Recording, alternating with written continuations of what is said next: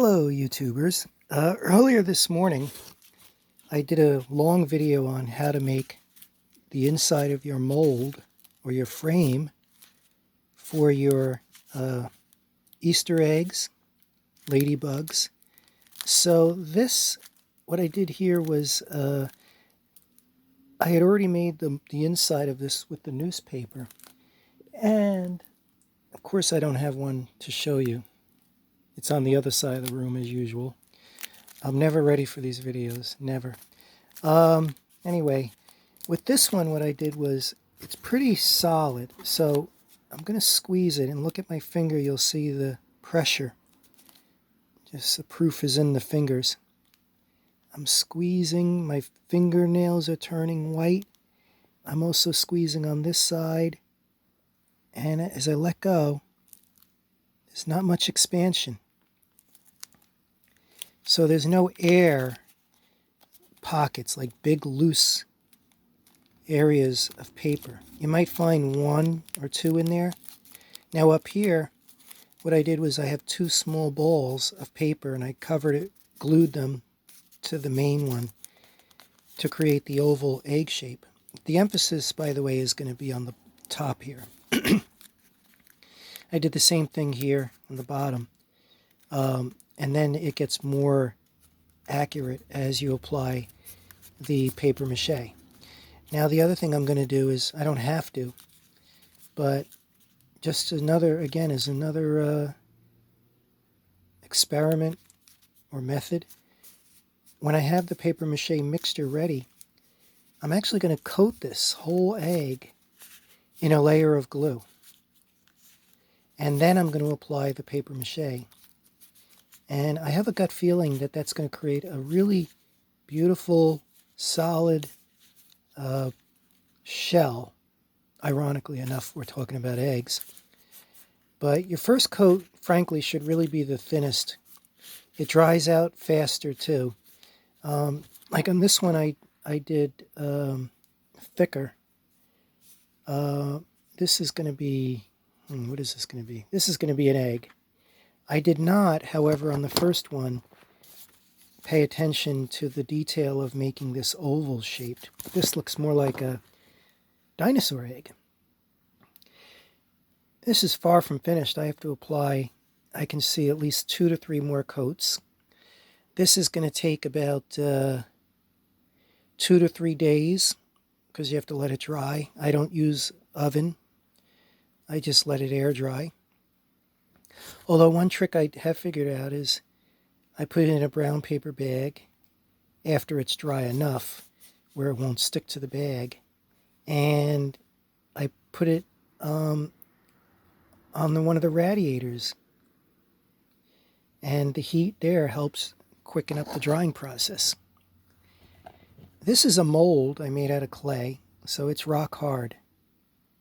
I coated it, I think, with clear monster glue. So if I drop it, it's not going to break. So the importance of making different molds is when I start making the paper mache vases and bowls, you have your prints like this ready. And you can just push on the paper mache, I think. I'm not sure yet. I'm going to find out if that works. So I'm going to work on this today. This is not a perfect apple leaf, so I'm going to call this an apple, just a leaf.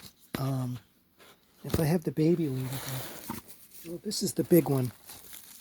I didn't design this for the big 5-inch ladybug, which this is. I designed it for the baby one, and now I don't know where my little baby ladybug is. I'm in the mood to make a baby caterpillar next. I don't know why, but it's going to have a smiley, happy face. I have no idea where the baby ladybug goes. Oh, well, here's a plastic unicorn. Just goes to show you, this is like 2 inches, so you could put anything you want on it. They have these things called Wade, W-A-D-E, ceramic mini figurines that are about the size of this unicorn. They're very collectible. You can see them on eBay all the time. But this would be like a perfect display thing for them. I'm going to paint this obviously green because it's a leaf. And the bottom I'm going to put, on this one I'm going to put a felt. I'm going to put a black felt on it. I'm also going to be making they're like mini diorama display boxes. You can hang these from a wall using the paper mache. So this is obviously clover. St. Patrick's Day is around the corner, I think. And this is the inside, which is pretty solid now, of this, what do they call this thing again? Mummy Egyptian thing.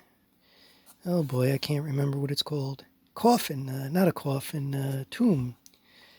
Well, anyway, sarcophagus, I think they call it. So, I wasn't sure if I was going to make this a piggy bank, but what I'm actually going to do is make this a real mummy sarcophagus, I think they call it. So I'm going to put the layer here. This will, now I can squeeze the sides very slightly. But as it's drying, it's getting harder to push in on the side. And I am more than likely going to seal the outside with a layer of this paper mache. So this will be probably a 2-day process, maybe even a 3-day process. The back side also is going to be sealed as well, more than likely. Or what I might do is I might take aluminum foil, carefully line the outside, and paint the foil gold. I'm not sure yet. This one's going to be without a lid, so you can put whatever you want in it. You can make your own mummy, put anything you want in it, or put nothing in it, and just leave it as a beautiful display. The inside is more than likely going to be painted gold as well. Maybe I should have some little inscriptions on the side. But I think I might even make some of these so you can paint them yourself. That would be fun. Come up with your own Egyptian theme on the outside and the back side. You could really have a lot of fun doing that. This is what it looks like before the paper mache is applied. And with the glue, you can see I apply the pressure, it moves. But even there, not too much. And when you put the lid on, the side doesn't move any at all. And I typically apply a whole layer of glue on the inside, and to make it even more durable or hard. And I seal the edges there, because this is one of the more vulnerable parts right here of that. So today we covered the leaf. If I make the apple leaf, it's got to be more pointed, and there should be jagged edges along the side and little things running patterns there too. So I'm going to be making a more accurate apple leaf. So this I'm just calling a leaf. And paint it green and be done with it. And then I'm going to apply the first layer of paper mache today on this. That should dry tomorrow. This one I'm going to make sure that it looks really like an egg. This one I'm going to have to work on the tip here and the bottom here to make it more look like an egg. And I have to apply another layer in the area where I did not apply the second layer like I did here. And this is very rock solid hard. It's like cement. Over here it's not. And over in this area where I'm rubbing my thumb. And if you ever get the chance, I don't know if they sell these, I think at Dollar Tree. These tools are very useful.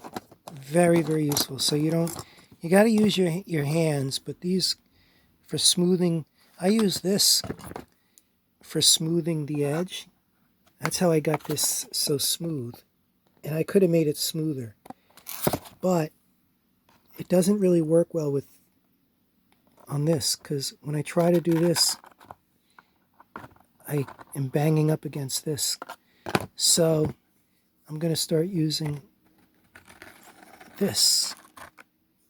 And for the edges over in there, you can do this or use your fingers. So this is still drying. You can see a little moisture there. But you put a little salt in your mixture. You really don't have to worry about mold growing on these. And this is the salt, by the way. Okay, everyone. I've got my work ahead today. Remember, I've got about 7 big eggs and ladybugs I'm working on. Oops, I'm going to make this video shorter. Okay, we're past I was going to try to make this about 5 minutes, but the video is already 11. So this is already about 3.5 inches. I think when it's done, it's going to be about 4 inches. Rock hard, solid. It'll be an egg, like Fabergé style, and this one I'm gonna probably sell as a mold. So if someone wants to buy it, they can create their own decoration. This one I'm gonna work on professionally. This is the one where I'm gonna make the design and sell it. Depending on the level of detail, you can expect these eggs to sell from anywhere from $75 to $150. If you start using, really high-end materials, or your detail is really, really, really good, well, the sky's the limit. And again, if you're doing it by hand, that's what I'm assuming. If you're using, I don't know, machines and whatnot, and just spraying it, and you're not doing delicate hand-painted work with tiny hand brushes, paint brushes, you're just doing a general spray or an acrylic pour over this, well, you can still get good money for these. You just have to come up with a really good design. I do plan on doing acrylic pours for these, by the way, and that's going to be a lot of fun. I already got some nice patterns that I'm working on. So later today I'll be posting more video of this and show you the progress. All right, take care. Oh, a blast of our past. And don't forget, you can find us on Instagram. I just opened it less than a year ago. And you can join the 1,600 plus followers. A lot of other artists as well. And you'll see other links in that account to my store and pretty soon my website. All right, take care, everyone. Ciao.